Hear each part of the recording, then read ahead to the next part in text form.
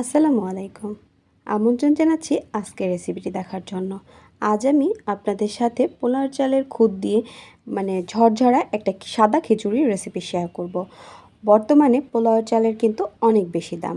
আর তারপর অনেকেই আছেন খুদটা পারফেক্টভাবে রান্না করতে পারেন না। এই খুদটা কিন্তু রান্না করতে খুব সহজ এবং পারফেক্টলি রান্না করা যায়। তো আজকে সেই রেসিপিটাই আপনাদের সাথে আমি শেয়ার করব। আশা করছি আমার এই সহজ এবং পারফেক্ট রেসিপিটি আপনাদের ভালো লাগবে। ভালো লাগলে ভিডিওটিতে একটি লাইক দিয়ে চ্যানেলটি সাবস্ক্রাইব করে পাশে থাকার জন্য অনুরোধ রইল। নিশ্চয়ই দেখতে পাচ্ছেন যে রাইসটা কতটা ঝরঝরে। তো চলুন রেসিপিতে চলে যাই। এখানে আমি 2.5 কাপ পরিমাণ পোলাও চালের খুদ নিয়েছি। খুদটা বাজারে কিনতে পাওয়া যায়, এটা আপনারা যে কোনো মুদি দোকানেই পেয়ে যাবেন। সাথে দিয়েছি মসুর ডাল আমার পরিমাণ মতো। তো এই চাল আর ডালটাকে মিক্স করে নিয়ে আমি এটাকে ধুয়ে রেখেছি। কোনো পানি দিয়ে ভিজিয়ে রাখতে হবে না। এবার প্যানে আমি আমার পরিমাণ মতো তেল দিয়ে দিচ্ছি। দিয়ে 2-3টা এলাচ আর দিয়ে দিচ্ছি কয়েক টুকরো কাঁচামরিচ।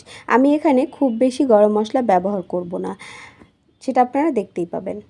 দিয়ে দিলাম পেঁয়াজ কুচি। পেঁয়াজ কুচি দিয়ে এবার একটু ভেজে নেব, যাতে করে তেলের মাঝে পেঁয়াজ কাঁচামরিচটা ভাজা হয়ে কাঁচা গন্ধটা চলে যায় আর এলাচটাও খুব সুন্দরভাবে ভাজা হয়ে যায়। এবার এখানে আছে রসুন, আদা আর 2টা কাঁচামরিচ, একটা এলাচ আমি একত্রে করে ব্লেন্ড করে রেখেছিলাম, সেখান থেকেই সেটা আমি দিয়ে দিচ্ছি। এবার এই মশলাটাকে তেলের মাঝে দিয়ে কিছুটা সময় ভেজে নিব, যাতে করে সব মশলার কাঁচা স্মেলটা চলে যায়। দিয়ে দিচ্ছি 1 চামচ পরিমাণ জিরা গুঁড়া, 1 চামচ পরিমাণ ধনিয়া গুঁড়া, লবণ স্বাদ মতো দিয়ে দিয়েছি। এবার এই মশলাটাকেও আর একটু নেড়ে চেড়ে নেব, খুব বেশি না। এরপর সেই ধুয়ে রাখা সেই পোলাও চালের খুদ এর মিশ্রণটা আমরা দিয়ে দিচ্ছি। এবার একটু সময় নিয়ে চুলার আঁচটা মিডিয়াম করে খুব সুন্দরভাবে একটু ভেজে নিতে হবে। ভাজতে ভাজতে দেখতে পাবেন যে চালের গায়ে যে পানি পানি ভাবটা ছিল, পানিটা শুকিয়ে যাবে, চালটা প্রায় অনেকটাই ঝরঝরে হয়ে আসবে। নিশ্চয়ই আপনারা দেখতে পাচ্ছেন চালের কালারটাও কিন্তু চেঞ্জ হয়ে আসবে। তো আমি আমার 2.5 কাপ চালের জন্য আমি 5 কাপ পরিমাণ পানি দিয়ে দিয়েছি। যেহেতু ডাল আছে, তো সেই অনুপাতেই আমি পানিটা সেম 5 কাপই দিয়েছি। তো এতে করেই দেখবেন আমার রান্নাটা একদম পারফেক্ট হয়ে যাবে। আর আমি আরও একটু লবণ দিয়ে দিলাম, লবণ দিয়ে একটু অপেক্ষা করেছি ফুটে ওঠার জন্য। এখানে দিয়ে দিচ্ছি পোলাও পাতা আর 1/2 চামচ পরিমাণ গরম মশলা গুঁড়া।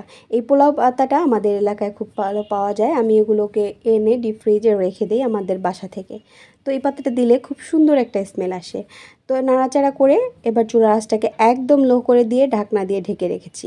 নিশ্চয়ই দেখতে পাচ্ছেন কিছুটা সময় পর কিন্তু এভাবে করে আমাদের রাইসটা অনেকটা হয়ে গেছে। এখনও রাইস ভেজা ভেজা অবস্থায় আছে, সামান্য কিছু ভেজা একটা ময়েশ্চার আছে। আমাদের রান্নাটি কিন্তু হয়নি। এ পর্যায়েও চুলাটা একদম লো করে নিচের দিকে চাইলে একটা তাওয়া দিতে পারেন। তো দিয়ে এটাকে আবার আমি 10 মিনিট রেখে দেবো ঢাকনা দিয়ে। আর একটু নাড়াচাড়া করে উল্টে দিচ্ছি, যাতে করে নিচের দিকটা হয়ে যায়, উপরে চলে আসে আর উপরটা নিচে চলে যায়। তো আমি আরও কিছুক্ষণ পর আবার ঢাকনাটা তুলে এবার দেখাচ্ছি। এবার কিন্তু একদম পারফেক্টলি কুকড হয়ে গিয়েছে। এই পোলা চালে খুদ দিয়ে কিন্তু আমরা অনেকেই খুদের ভাত রান্না করি, খিচুড়ি রান্না করি। এই চালটা দিয়ে আপনি পোলাও, বিরিয়ানি সব কিছু রান্না করতে পারবেন এবং সব কিছুই কিন্তু ঝরঝরে পারফেক্ট হবে। আর টেস্ট কোনো অংশেই পোলা চালের চেয়ে কম হবে না, কারণ ওই চালটাই তো খেতে, এটা আমার কাছে মনে হয় আরও বেশি ভালো লাগে, কারণ যেহেতু এটা একটু আরও বেশি ছোট ছোট গুঁড়া গুঁড়া খুব ভালো লাগে। তা আমি একটুখানি কেওড়া জল আর কিছু পেঁয়াজ বেরেস্তা দিয়ে এবার চুলাটাকে অফ করে ঢাকনা দিয়ে ঢেকে রেখে দিয়েছি। ঢাকনাটা খুলে নিয়েছি আমি প্রায় আধা ঘন্টা পরে, আমি এখন খাওয়ার জন্য সার্ভ করছি।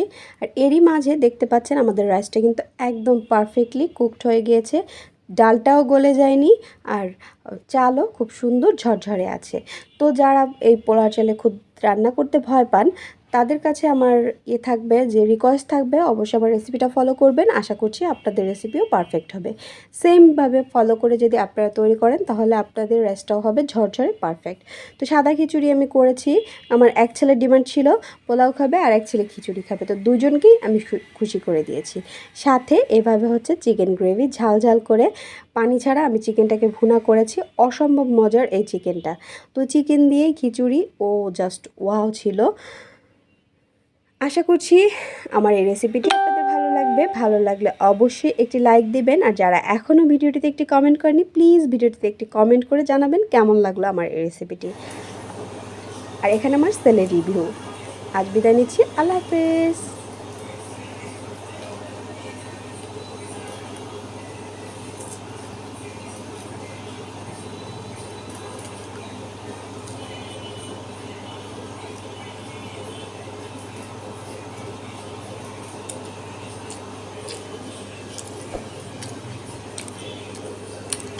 কেমন? অনেক মজা। Thank you. ঠিক আছে, তোমার ভালো লেগেছে? হ্যাঁ। আচ্ছা, তোমার পছন্দের তাই না?